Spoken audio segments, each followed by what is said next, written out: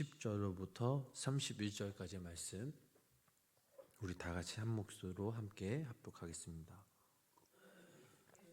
예수께서 제자들 앞에서 이 책에 기록되지 아니한 다른 표적도 많이 행하셨으나 오직 이것을 기록함은 너희로 예수께서 하나님의 아들 그리스도이심을 믿게 하려 함이요 또 너희로 믿고 그 이름을 힘입어 생명을 얻게 하려 함이니라. 아멘.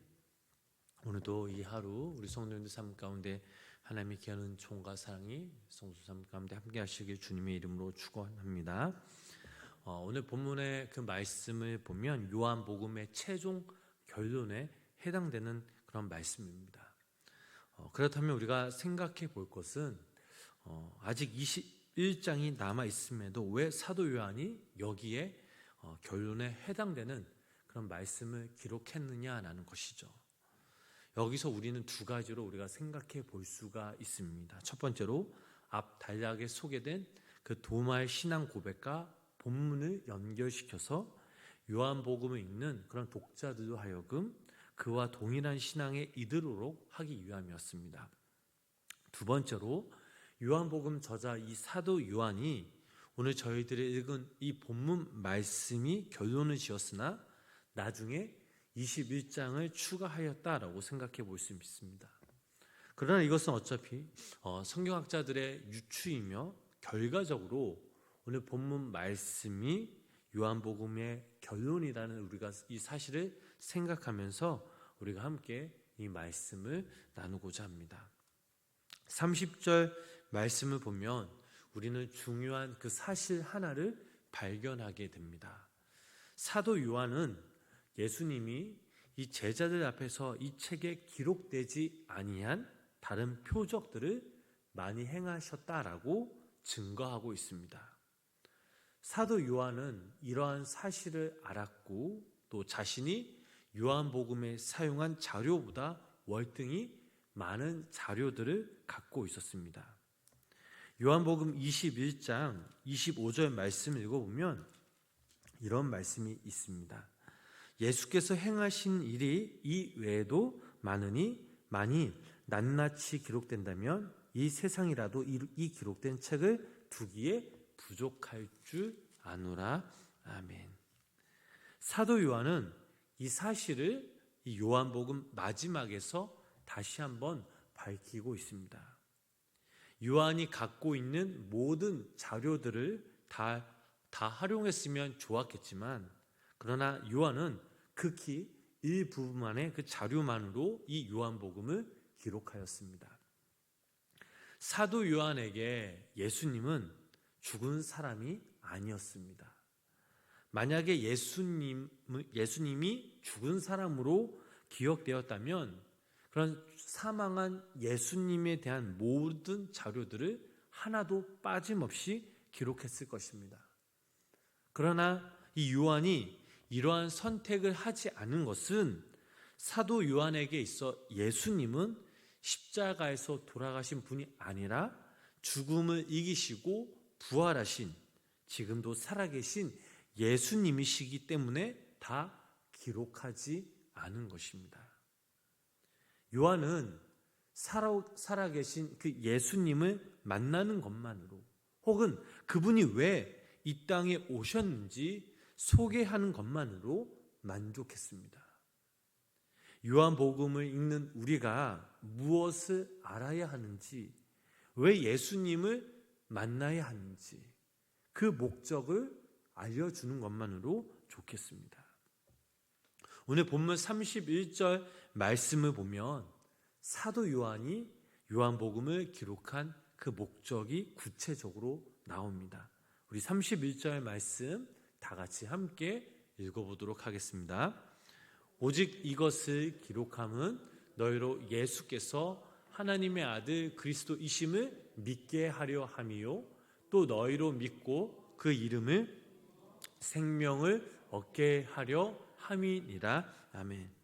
자, 요한복음의 기록 목적은 이 땅에 육신의 몸으로 오신 예수님께서 모든 사람들을 살리시는 구원, 즉 그리스도를 하시는 것과 그분이 하나님의 아들, 즉 성자 하나님이심을 믿게 하려는 것이 바로 요한복음의 첫 번째 목적이었습니다.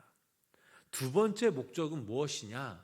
31절 하반절에 나오는 그 말씀이죠. 또 너희로 믿고 그 이름을 힘입어 생명을 얻게 하려 함이니라. 자, 생명을 얻는다는 것이 무엇이냐? 이 생명은 유한한 생명이 아닌 바로 영원한 생명을 말하고 있습니다. 영원한 생명이란 바로 죽음을 초월한 생명입니다. 사도 요한은 예수님을 믿고 그분의 이름으로 힘입어 얻는 것이 바로 영원한 생명이라는 것을 일깨워 주고 있습니다. 말씀에서 믿는다, 힘을 얻는다라는 이 동사의 개념은 단순히 이례적인 행동이 아니라 지속적인 행동을 요구하고 있습니다. 우리에게 예수님은 어떤 분이십니까? 우리가 필요할 때만 믿는, 우리가 필요할 때만 찾는 그런 분이 아니십니다. 우리가 힘들고 또 우리가 지칠 때, 우리에게 감사와 기쁨이 넘칠 때에도 믿는 분이 바로 예수 그리스도이십니다. 우리가 언제 어디서나 이 예수님의 이름으로 힘입어 살아갈 때에 우리는 영원한 생명을 얻을 수 있음을 믿으시기를 바랍니다. 우리가 주님을 믿는다라는 것은 어떤 것일까요? 주님을 내 삶의 중심으로, 주인으로 모시는 그 삶이 바로 주님을 믿는다라는 것입니다. 주님의 이름으로 산다라는 것은 무엇입니까? 주님의 이름으로 내가 믿고 행한다라는 사실은 바로 주님이 내 안에 계신다라는 사실입니다. 영원한 생명을 가진 자들 역시 예수님이 내 안에, 내가 예수님 안에 거하고 있는 그 사람들을 말하고 있습니다.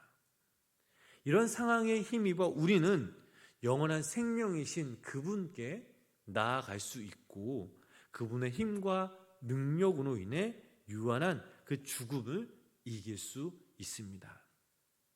요한복음 14장 9절로부터 11절 말씀을 읽어보면 이런 말씀이 있습니다. 우리 이 말씀 다 같이 함께 읽겠습니다. 예수께서 이르시되 빌바 내가 이렇게 오래 너희와 함께 있으되 네가 나를 알지 못하느냐? 나를 본 자는 아버지를 보았거늘 어찌하여 아버지를 보이라 하느냐? 나는 아버지 안에 거하고 아버지는 내 안에 계신 것을 네가 믿지 아니하느냐? 내가 너희에게 이르는 말은 스스로 하는 것이 아니라 아버지께서 내 안에 계셔서 그의 일을 하시는 것이다. 내가 아버지 안에 거하고 아버지께서 내 안에 계심을 믿으라. 그렇지 못하겠거든 행하는 그 일로 말미암아 나를 믿으라. 아멘. 예수님께서 인간의 육신의 몸을 입고 이 땅에 오셨음에도 성자 하나님이 되실 수 있었던 것은 예수님 자신이 늘 하나님 안에, 하나님이 예수님 안에 거했기 때문입니다. 그렇게 예수님은 항상 하나님 아버지 말씀에 순종할 수 있었고 믿음으로 그 일들을 행하실 수 있었습니다. 하나님께서 무엇을 원하시는지 하나님의 그 섭리를 기대하면서 주님께 나아갈 수 있었습니다. 사랑하는 우리 성도님 여러분, 우리가 하나님의 자녀라는 사실을 언제 아실 수 있나요? 주님이 내 안에, 내가 주님 안에 거한다는 그 사실을 우리가 우리 삶 가운데 느끼며 믿음으로 그 일들을 하나씩 우리가 행할 때 주님이 나와 함께 하신다는 그 믿음이 우리 안에 생길 때 우리는 하나님의 자녀라는 것을 우리는 새삼 느낄 수 있습니다. 이러한 우리의 믿음은 계속 유지되는 것이 힘들고 어렵다라는 것을 잘 알고 있죠. 살아계신 그 하나님을 믿다가도 어느 순간 우리의 믿음이 식어가는 것을 느낄 때가 분명히 있습니다. 우리가 드리는 이 예배가 형식적인 예배로 드릴 때도 있습니다. 사랑해야 하는데, 용서해야 하는데, 품어줘야 하는데 아직도 내 마음속에는 이기심과 시기와 질투와 미움이 사로잡혀 있습니다. 하나님은 믿는다 하지만 내 삶에는 주님의 그 빛이, 생명이 보이지 않을 때도 분명히 있습니다. 그때 주님이 우리에게 하신 말씀이 있다면, 내가 아버지 안에 있고 내 아버지께서 내 안에 계시다고 한 내 말을 믿으라. 믿지 못하겠거든 너의 눈으로 본 일이라로 믿어라 라는 이 말씀을 우리는 붙잡아야 될 줄 믿습니다. 우리의 믿음이 부족해 주님을 멀리 했더라도 예수님이 성자 하나님 되심을 믿을 수 없다면 성경에 나오는 예수님의 행적들을, 또 행하신 그 수많은 일들을 보고 그 사실을 믿으라 라는 것이죠. 그렇다면 예수님이 행하신 그 일들이 무엇입니까? 기적이 될 수도 있습니다. 표적이 될 수도 있습니다. 그러나 예수님은 육신의 몸으로 이 땅에 오시어 불쌍한 영혼들을 위해 자신의 몸을 십자가 위에 던지셨고, 사랑하는 인간들, 즉 우리들을 품과 끝까지 사랑하셨다라는 그 사실을 믿으라라는 것입니다.